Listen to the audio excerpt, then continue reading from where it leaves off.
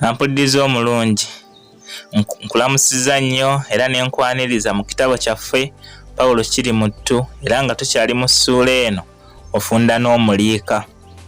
Ekitundu kye twasembyeyo Pawulo yabadde amaze okufuna omulimu mu gavumenti, era bwe twakiwunzikidde nga waliwo amusabye okumuyambira omwana waamuwa omulimu. Katuve wano tweyongereyo n'ekitundu kyaffe eky'olwaleero mu ssuula eno ofunda n'omuliika. Omuwala musajja gy'agenda gwe yaleeta okunoonyeza omulimu yali yava mu kulungiwa n'abalagala bubalagazi. Amaaso ge mu kiwanga nga galigita buligisi, era enkeera yatandikirawo okukola. Ebyembi teyalina nnyumba wabula eky'omukisa olw'okuba Pawulo teyalina mukazi, yamuwa akayumba ke ak'abakozi. Abakulu baalugera dda nti asimba ensogasoga teyeewala mayiba, nti era ekiseera ky'omunyumya kijjula malusu. Naye nno munnange ne Pawulo bw'atyo bwe yamala okusuza omuwala, abantu ne batandika okwewuuba ewaka. Ono olwavangayo ng'omulala ajja, oluusi nga basisinkanawo, anti naawe omumanyi ow'obusangabi n'ataafumita akootakoota. Wabula waliwo akawungeezi kamu Pawulo lwe yeewuunya ennyo. Yali asitaamirizaawo mu luggya nga yeegomba akeezi akaali keememula ennyo. Yagenda okulaba ng'ekkubo teriri busa. Omusajja yali ayambadde essuuti ng'akyama ate teyeeramba luggya, yakiiba lukiibe. Ekiwummulo ku kayumba k'amaaso, teyalwa ng'akonkona. Munda mwali mwaka ettaala, naye olwakonkona abaali mu nju ettaala ne bakizikiza. Omugenyi ow'ebweru yalowooza nti osanga nannyinimu teyayagala ayingire nga bamulaba. Bw'atyo omwami yeeyongera okukonkona. Aba akyakonkona, omuntu n'abandulawo oluggi beppa, n'afuluma, n'atomera eyali akonkona n'amasuka emisinde. Ono gwe baatomera yasigala wansi ng'atuuyana. Olw'ekisa kya Pawulo yadduukirira mangu musajja wattu ono. Okugenda okumutuukako n'okumwetegereza, teyali mulala wabula yali mwami Yoweri Nsimbe. Owange ebiyita ekiro n'ekkangaawo yeetikka. Enkeera mwami Yoweri Nsimbe yawandiikira maaso ebbaluwa entongole ng'amugoba ku mulimu, kubanga yali afunye alipoota nti emirimu gye yali tagisobolera ddala. Pawulo gwe yakwasa obuvunaanyizibwa bw'okutuusa ebbaluwa eno ku maaso. Ofiisi yonna ng'etegedde okugobwa kw'amaaso, bawala banne b'amaaso baagendayo okumusaasira era n'okumukubagiza era n'okuweewuunaganya. Alisi ye yasooka nti, "Yii mwana wattu maaso nga kitalo ekyo, ate ani oba eyakulimiridde? Omanyi ekibi kinaakukka, wuliriza nnyo eŋŋambo."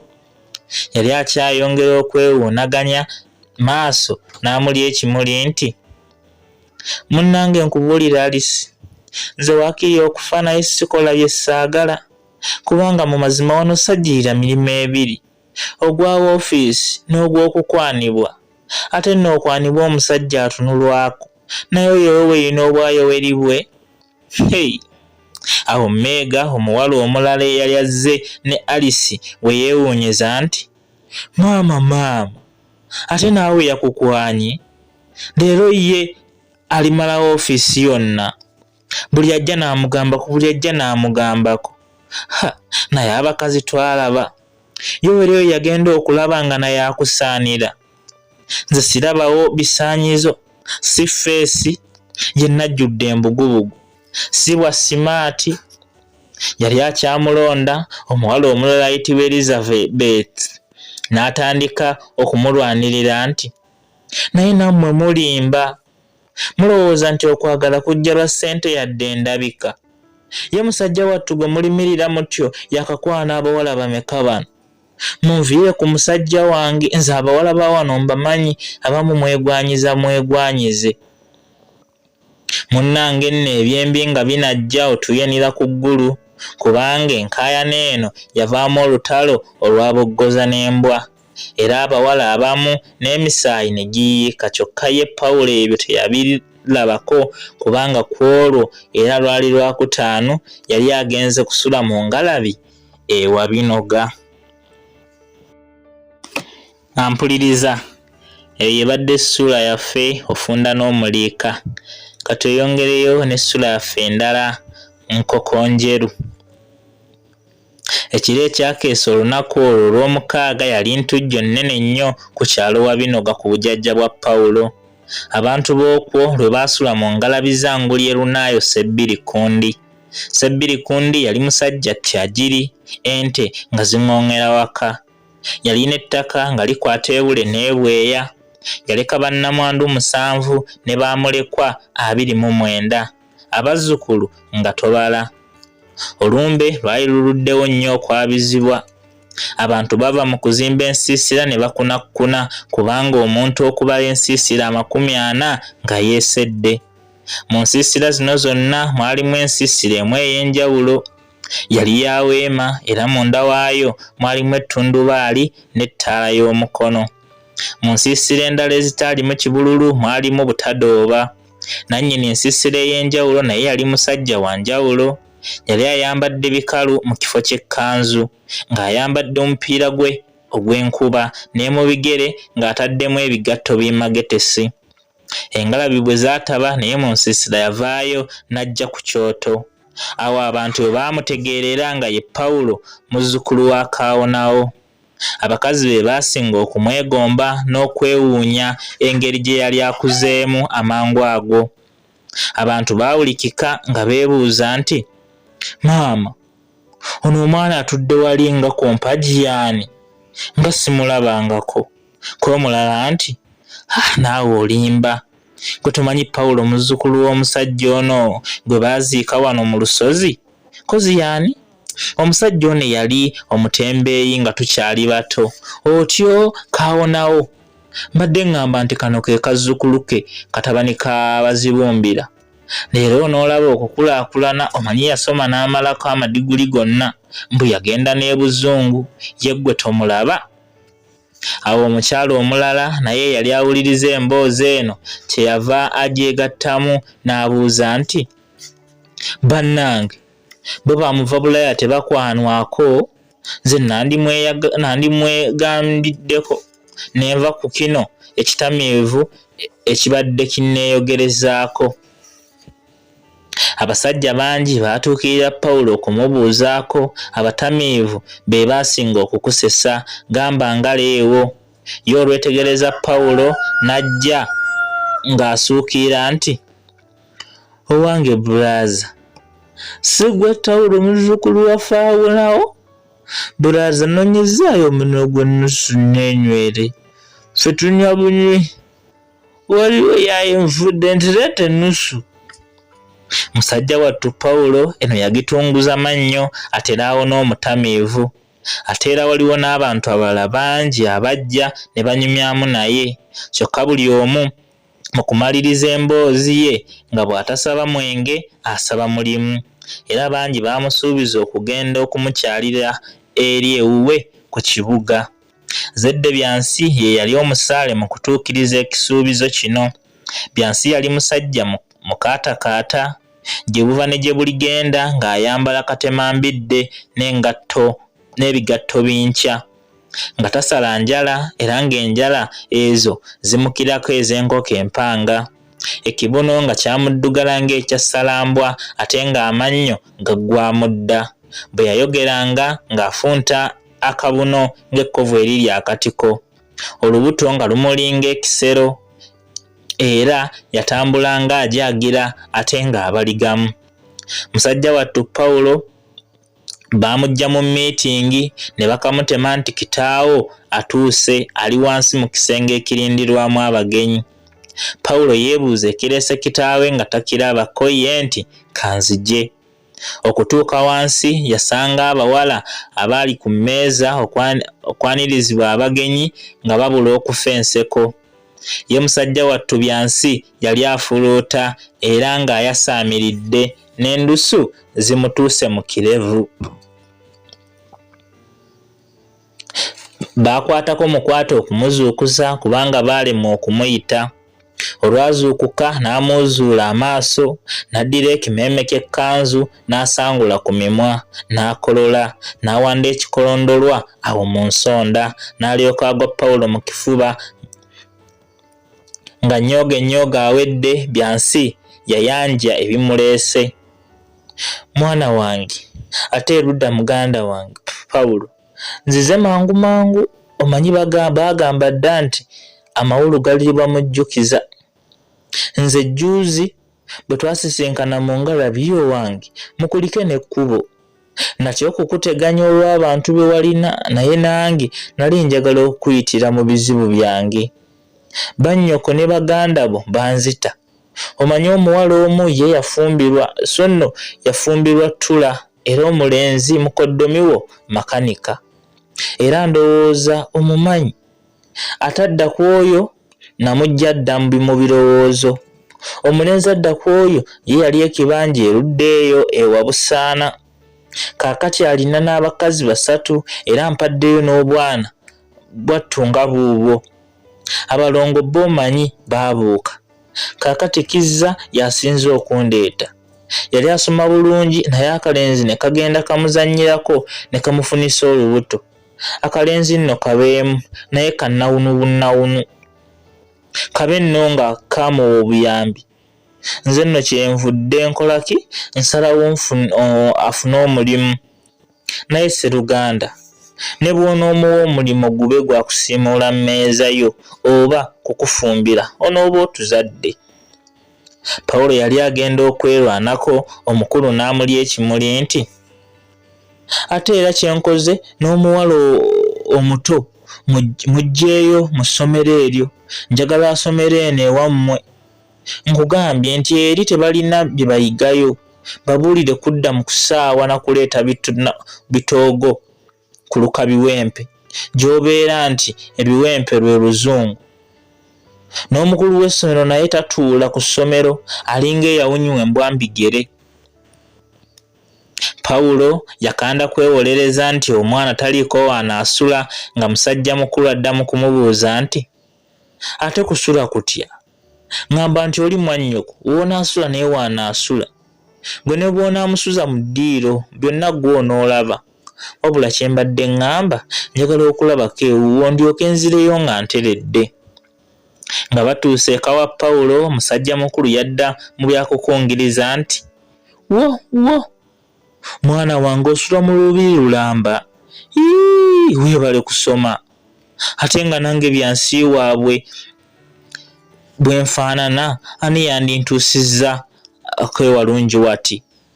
Ate wano woobadde ogambira nti tolinawo wanaasuza mwannyoko. Ennyumba Buganda bulamba. Ye nakano kamaganzi. Lwaki nako sikaleeta ne kavanga wano nga kasomera mu kigo? Obutakulwisaayo mukulu byansi yasanyukira nnyo olugendo lwe luno, anti Pawulo yava mu kumufumbira leero n'akatagga. Era musajja mukulu eyali ow'okuddayo ku olwo lwennyini yamalira ddala ssabbiiti ennungi 3 nnamba.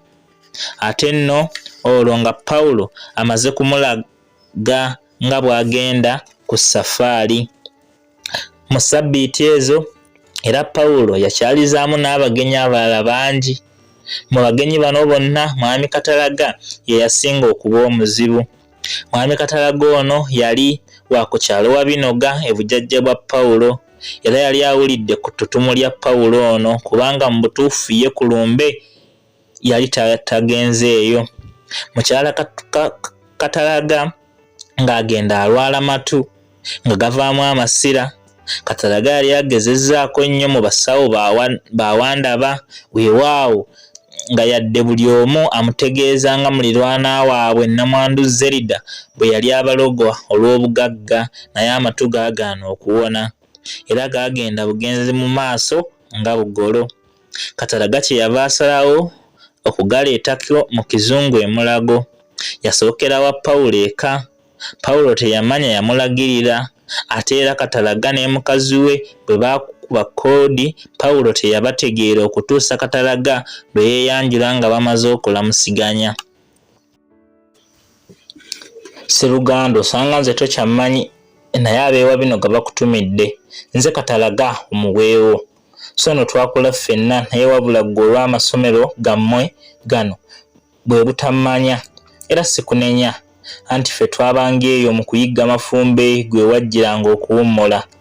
Awo yakyukira mukazi we eyali akwatiridde amatu n'ekiwero ekyali kinyookako namungi w'enswera n'amugamba nti, mukyala, ono ye Sseruganda b'amatabi gwe batera okwogerako era ffenna atatuva ku mumwa. Ssebo Sseruganda, mukazi wo wuuno yaggwayo dda, yalwala n'akonziba. Tulina olumbe lw'omukazi zze lidda ku kyalo, mbuno olw'okuba ye talina mwana tayagala kulaba ku bazaala. Kyeyava atusindikira amayembe gasookera ku nze ne gammenyaamenya embiriizi ne ganywamu omusaayi, ye ggwe tondaba. Bwe nnali bwe nti olowooza nze bwe nakubaakubamu ku matu ne gabaka munnange oyo ne gamuleetera kamunguluze n'okusesema. Bwe gaava okwo ne gamukuba omutwe gwonna ne gumuziba amatu.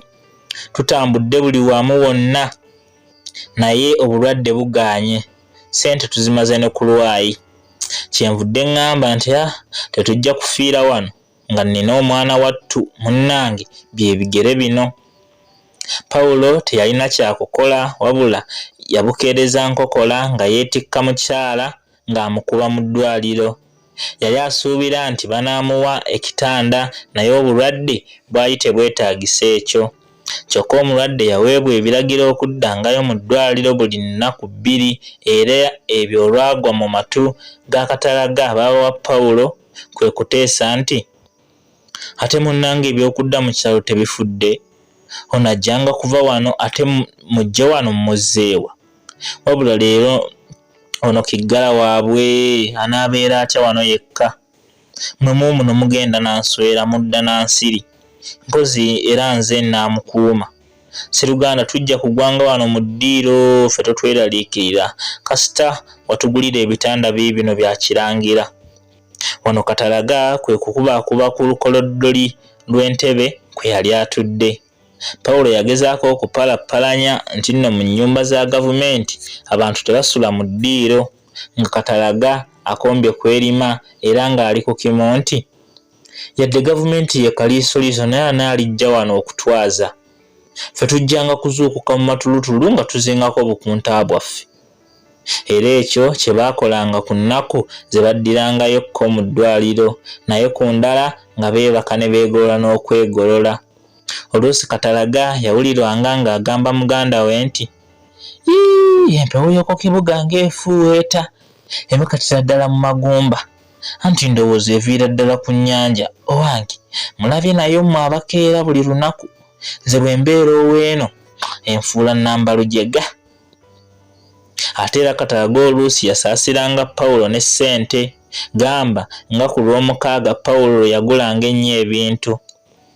Olwabituusanga awo nga Katalaga akungiriza nti, Sseruganda weebale, buswagu, ab'oku kibuga mulina ssente, kale munnange singa si bugagga bino obisobola otya? Wabula waliwo olunaku lumu amajaani gagenda ne gaggwaawo. Pawulo baali tebamubuulidde. Katalaga bwe yayagala okunywa caayi wa ssaawa 4 era ng'empisa ye bwe yali, yagenda okukwata mu mukebe nga gulagula. Kye yakola kwe kubaalabaalako. Yadda n'amajaani agali ku kapapula. Mukyala we kyavaamu kulisaayo nti, kulikayo, bw'ovudde wano ogenze ku dduuka. Ko Katalaga nti, ku dduuka kutya? Nze nnyinimu, gano ngasabye busabi ku muliraano. Olw'okuba ekyalo kiwa binoga kyali kya kinyumu ate nga n'abantu bonna ba Luganda, abantu bangi abaavaayo ne bagenda ku kibuga okulaba ku Katalaga ne ku mulwadde. Era nga bw'eri mpisa buli yajjanga nga tava mu nju nga taliddeemu waakiri akamwanyi. Era emirundi mingi Pawulo yadde yamanyanga ebintu bye yalese eka ng'agenda ku mulimu, teyamanyanga by'anaasangayo ng'azzeeyo. N'olwekyo bwe yabanga addayo ng'agula ebirala. Yali wa mukisa kubanga ebintu yabigulanga ku bbanja ng'ajja kusasula mwezi. Wabula olunaku lumu yatunda omwoyo ng'enkoko emira ensanafu n'anenya ku baaba we Katalaga nti, "Bannange, ng'ebintu mubikozesa bubi, nange ssente siweesa mpeese." Naye kino Katalaga teyakigula era yasitula oluyombo n'okumugamba n'amugamba nti obanga Pawulo yali ayagala kubagoba ababuulire. "Olowooza ffe tuli baana bato? Sukaali tuyiwa muyiwe nandi ky'omunnyo oba tubitunda? Sseruganda oyogedde bubi nnyo." Pawulo yalaba eby'okuyomba taabisobole nga yeesirikira, wabula bba abagenyi baagenda bugenzi mu maaso nga bugolo. Mu bagenyi abajja okulaba abalwadde mwe mwali ne Perusi Kikaziki. Perusi ono yali agambibwa okuba kizibwe wa Pawulo, era Pawulo bwe yamulaba ng'azze okusula n'agezaako okwerwanako ng'abajjukiza nti ye n'ekizibwe baali tebateekwa kusula mu nju emu. Ko Katalaga nti obuko obutali bwebolereze tebuzira. Ebyo nabyo Pawulo kwe kubivaako, wabula Perusi ne Katalaga bye beekola ewaka wali tebitendeka. Lwali lumu Pawulo yatuuka nga yeerabira ebisumuluzo bya woofiisi mu kisenge era n'ekisenge teyakisiba. Perusi ne Katalaga mpozi baalowooza nti ekisenge akirekedde bbo. Agenda okudda, bw'asembera mu ddiiro yagenda okuwulira nga mu kisenge kye eriyo avuuvuuma nga ate n'atema obukule. Naye olw'okuba yajja akoona nnyo engatto, bwe baamuwulira ne bamumira omukka. Agenda okwekuba ekisenge yasanga Perusi asoobolokoka avaayo. Bwe yamubuuza gy'ava, Perusi yaddamu kwekangabiriza nti, "Obuko obutali bwebolereze bukwata." Ate Perusi teyakoma ku kwesolesanga mu kisenge kya kizibwewe, naye buli lwe yakiyingirangamu Pawulo yasanganga obusente bwe yaleseeyo ng'alya mpiki. Mu butuufu Pawulo teyasooka kumanya kijjawo ssente ze, wabula era ku olwo lwe yamukwata olubona yamusangiriza ne siringi 5 nnamba, ate nga Perusi obulamu bwe bwonna yali yeeyaguza lujjo. Pawulo yamubuuza gye yajja ssente ezo ng'amatama ntengo. Kyeyava amubuuza nti, "Abutisa amatama tolina mimwa?" Perusi ekyokumubutisa amatama teyafaanana kukisiima era kwe kumwasamiza akamwa nti, "Tombutisa matama, busente bwo nzija kubukuddizaawo, tompita mubbi." Omanyi Perusi yali akusunsa. Pawulo kino kyamujja mu mbeera anti abakulu baalugera dda nti mukadde wa kuno tayomba, ate munnange aganaanyuma galinde eŋŋoma, na bano tebaalwa bambaliganye. Beeyodde enduulu walaala okugenda okubataawulula nga buli omu azimbye nga bawuukeera, ate ng'ennyindo za Perusi zittulukuka musaayi. Perusi yayambalira ku mugongo nga nswa n'aviira Pawulo, kyokka nga bw'amulangiriza nti, "Pawulo, okunkuba bw'otyo bw'olifa weezinze nga ggongolo, olifa weewese nga mmindi, era olifa bumbula. Ate nze bwe nkusookanga okufa tolinnyanga ku ntaana yange, nkumaze nga bwe namala ebbeere lya nnyabo." Mwana muwala bye yayogerera awo muwabutwa ku nkoomi. Abaawulira ku kamwa ka Perusi baavaawo nga banyeenya mitwe ng'embuzi etenda enkuba. Abagenyi abaali babeera ewa Pawulo baalaba guli gutyo, bonna nga bannyika byali mu nsuwa kumiimyula ngugu zaabwe kulaba lyabaleeta, mbu kubanga Pawulo okukuba Perusi yali akubye bo bennyini. Pawulo ebyo tebyamuluma, mu butuufu munda yassa ekikkowe anti akumma ebijanjaalo. Wabula Perusi bwe yatuuka mu kyalo yeefuula walujjo. Ebigambo by'ataasala ku Pawulo mpozi nga tebiri ku nsi. Omanyi yali kasalabecca. Kyokka olwo lwe lwanywanga omwenge, anti olwabagwa mu matu, abantu b'oku kyalo ekyo Kiwabinoga bonna ne batandika okuyeeya Perusi nga bwe baamukubira ku kibuga. Abamu nga bwe bamulangira nti bwe wayinga na kufuuka kitakitava ku ssengejjero, abandi nti anti entakyaluka, ate ng'abalala bamuyeeyereza olw'obutafumbirwa, anti naawe obamanyi abangi bwe bakwebaza nga luweze. Wabula mukulu we luwedde gye yamuwa amagezi awaabire Pawulo mu kika, kubanga yali akoze kyakivve okukuba kizibwe we. Ampuliriza, bwe tutyo ne tuba nga tufundikidde ekitundu kyaffe era essuula nkokonjeru bw'etyo bw'ebadde.